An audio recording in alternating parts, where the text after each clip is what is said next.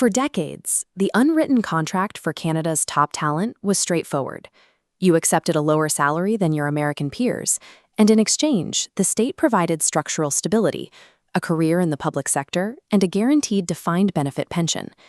In 2026, the state effectively altered the terms of that agreement.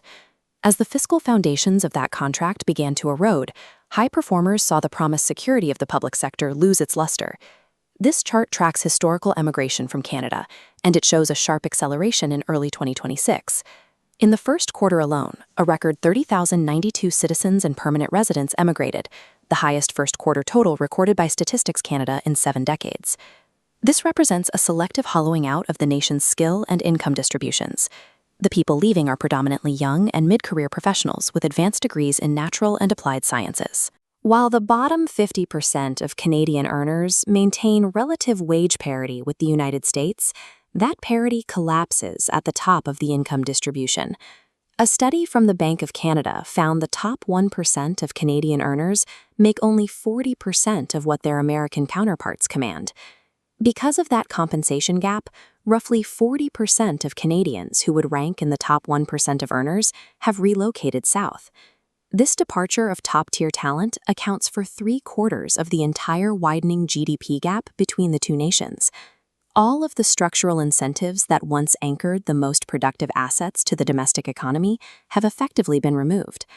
Chronic institutional underfunding and wage suppression have triggered labor fractures across the country. Public sector workers are striking against worsening conditions and wages that have failed to keep pace with provincial inflation. Budget 2025 introduced measures to reduce workplace pension accrual rates by 10 to 15%, a move designed to offset statutory expansions in the Canada Pension Plan and save the government $400 million annually. This descending step chart shows the decline of public sector efficiency. Output per hour worked in the government sector has fallen every year since 2017, reaching its lowest level in 15 years. The state is treating public sector retirement assets as a fiscal buffer to absorb its own operational deficits. By prioritizing its operating balance over the long-term reliability of these retirement promises, the state has fundamentally changed its relationship with its workforce. These shifts are driven by a decade of debt-financed expansion. Total government spending as a share of GDP rose from 38% in 2014 to 45% in 2024, financed by persistent deficits. The Parliamentary Budget Officer projects the federal debt will reach $1.66 trillion by 2030, which would push the debt-to-GDP ratio to 42.5%. To service this debt, the fiscal burden is increasingly concentrated on mobile, highly visible human capital through the tax system. Canada's highest marginal tax rates begin to apply at a threshold of approximately $218,000. In high-growth U.S. states, that top rate is often deferred until income reaches $1 million or more. When paired with silent bracket creep, these asymmetrical tax burdens have reduced the domestic returns for advanced skills and entrepreneurial risk-taking. This economic architecture also struggles to retain the global talent Canada recruits. 1 in 5 immigrants chooses to leave the country within 25 years of landing, a phenomenon known as the leaky bucket. Retention is weakest among the most highly educated. 34% of doctorate holders and nearly a quarter of STEM professionals abandon the country within 2 decades of arrival.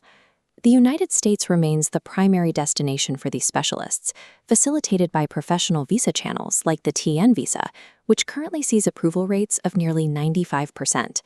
The immigration system is effectively operating as a high-cost selection engine, identifying global talent only to see it flow toward competing economic markets where the returns on that talent are higher. For many high performers, the decision to leave is a rational response to these shifting rules. They are viewing the changing domestic landscape as a signal to seek a professional environment that better aligns with their career trajectory. Relying on the traditional path of public sector stability or a standard corporate career is no longer the guarantee of security it once was. The fiscal data suggests the current trajectory will continue to put pressure on these legacy structures. Navigating this shift requires a move toward personal financial optimization.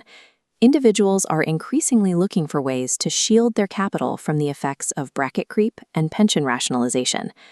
When the domestic economy changes to reduce the rewards for high-end skills, the only remaining move is to adjust your own strategy. You have to decide how to play the game when the rules no longer favor the default path.